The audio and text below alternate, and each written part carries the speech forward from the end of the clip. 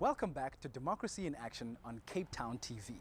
We've been following the story of Lumumba Chia, who currently faces eviction from his Woodstock home. Let's return to that story now, joined by Zimkita Booi and Disha Govender of Ndifuna, Ukwazi, a social justice organization that fights to bring poor and working class people back into the city. Well, thank you so much for inviting us into your home.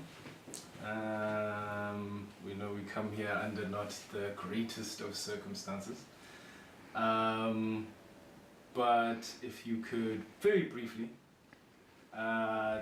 explain to us why we are here. Who is Lumumba and what brings us here today? Thank you, Booi, for taking this time off to come into my sphere of influence. Yes. This is kind of my own home, Yeah. and what I've brought you into this place is actually the story, part of the story of my life. What is going on presently in my life. I would say I'm in the process to be evicted from this place that I call home. That you call home? Yeah. Hi, Zimkita. Hi. Tell me briefly, what is Ndifuna and what does Ndifuna do? Okay, well, so Ndifuna is an NGO. Mm-hmm. We mainly work with a movement called Reclaim the City. The biggest thing that we do is we advocate for affordable housing and the redress of special apartheid planning in the city of Cape Town and around. So we advocate for government to use their resources and their powers to actually do that and bring people back into the city, make a more inclusive city for people to have access to housing, to have access to schools and jobs and life, be able to live in the city of Cape Town and not in the outskirts. Okay. So, Lumumba, how did you come to become involved with Ndifuna? The history of meeting Ndifuna Ukwazi is when I went to one round table that was organized by CPL, that's Colleague Liaison Parliamentary Office. Okay. And then Ndifuna Ukwazi was presenting there. They did a presentation and was talking something about the inner city. So when I had these papers, I was like struggling. I said, I can't even afford a lawyer, so it would be exorbitant. So, and I knew that Ndifuna Ukwazi was like a law center, but I actually didn't know much about it. So I went back to this CPLO and then they gave me the contacts back. Lumumba would have come to Ndifuna with his papers. So just very briefly, does Ndifuna provide legal support in this instance? And what kind of process would you go about? Somebody brings you the eviction papers. What is the what kind of advice does Ndifuna offer to Lumumba in this instance? We do have a law center and Yes. we do provide legal assistance, but we only work specifically on evictions and land issues. Okay. But because we're not only a law center but also a political movement, and we work with political movements, we try to link that whole legal and political. So basically, what processes that he was talking about is the fact that because we don't work as a normal law center where we have opening hours where people can come in and out, consultation hours. We have a space called the Advice Assembly. The Advice Assembly. Yes, so we have a space called the Advice Assembly that is held every Tuesday at 7 in Sea Point and in Woodstock, because we work both in Sea Point and in Woodstock.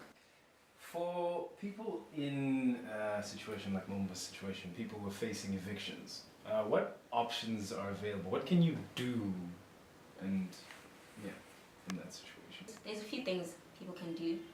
I think a lot of it is just understanding the eviction process.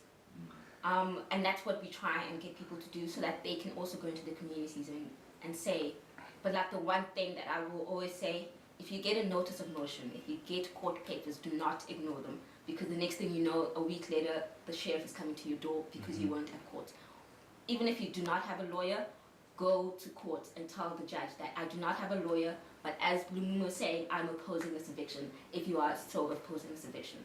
So that's like the most practical thing I can tell someone who just got court papers, is that read the things that you look out for in your motion, is that the date. what court is it. So it's not always the City of Cape Town Magistrate Court. There's a Balbo Magistrate Court. There's a Wynberg Magistrate Court. So depending on where you are, check what court you are supposed to be in. When you get to court, go find the clerk of the court. The clerk of the court, and they will tell you which room to go to which room the judge is going to be in that is hearing your matter. But first and foremost is trying to find legal representation, because all this will be told to you by a lawyer. Because unfortunately, the way that our legal system works, you're gonna have to find a lawyer, because you won't understand. As Lumumba was saying, you won't understand. There's so many affidavits that you have to file, and you don't know the process. So you go to court. Whatever happens is that on the day that it tells you to be in court, so that you can tell them that I'm here and I don't have anywhere to go. I will be homeless and I'm looking for legal representation. To be honest and frank, the problem with litigating these matters is that the outcome, given the current context, is never really the outcome that you want for your client, because there isn't any available affordable accommodation that is dignified. So in eviction applications, because it's always a balancing of rights, it's never a clear win. So that always poses a little bit of a difficulty with the approach you take to the matter and the caution you take while litigating these matters. I think the only other difficulty is the court system. Can be quite exclusionary for most people, and that stands in the way of both their right to a fair hearing as well as their actual chances of having their right to housing upheld. But if I were to say anything to anybody going through a similar experience, is to let them know that you're not alone, that there is this crisis, and it's nothing to be ashamed of, and that you can find solidarity and support in communities that are experiencing the same thing but are standing together to try to fight and push back against it. For our next segment, called Open Mic, we invite you to share your thoughts and feelings on hot button issues.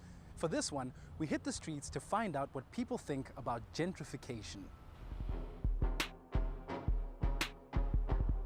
I used to live in Gardens, and my bachelor flat in Gardens here in Orange Street, I believe I paid about 4,200 Rand 3.5 years ago, and I believe it's doubled for a bachelor in Gardens. It's the demand and the city being central. This place only for rich people, for tourists that can afford it, not more. Not for me, not for you. I'm struggling to pay rent here, room, 7,000, 8,000 a month. I mean, who can afford 1.6 million Rand for a bachelor flat in Woodstock? I mean, come on. Like 10 years ago, that was like a 7,000 Rand a month. Now it's like 15,000 Rand a month, and it's just going up and up and up. Who can afford to pay 1.5 million for a flat that was worth 365 10 years ago? The housing inflation that's going on in the moment is it's astronomical, and I think it's more driven by greed by estate agents than anything else. Be real, Cape Townians, take back the city. Yep.